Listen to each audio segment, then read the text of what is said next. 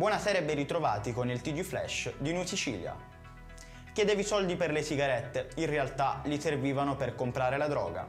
Poi distrugge casa e minaccia di morte sorella e madre. È stata proprio quest'ultima che durante l'ennesima aggressione ha trovato il coraggio di denunciare il figlio.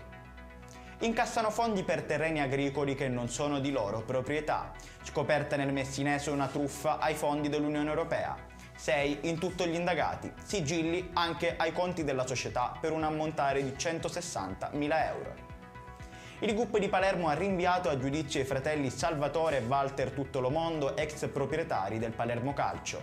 I due sono accusati di bancarotta fraudolenta, indebita compensazione di imposte con crediti inesistenti, autoriciclaggio, falso e ostacolo alle funzioni di vigilanza della Covisoc. Un 17enne è stato sorpreso a Catania mentre spacciava droga al Castello Ursino. È stato poi arrestato al culmine di un inseguimento durante il quale si è disfatto della marijuana lanciandola per strada. Continua la parentesi di sole in Sicilia anche per la giornata di domani. La Protezione Civile regionale infatti non ha diramato alcun allerta meteo. Catania e Siracusa risulteranno essere le province più calde con massime di 29 gradi. Ed è tutto per questa edizione, il prossimo appuntamento sarà domani alle 13:30.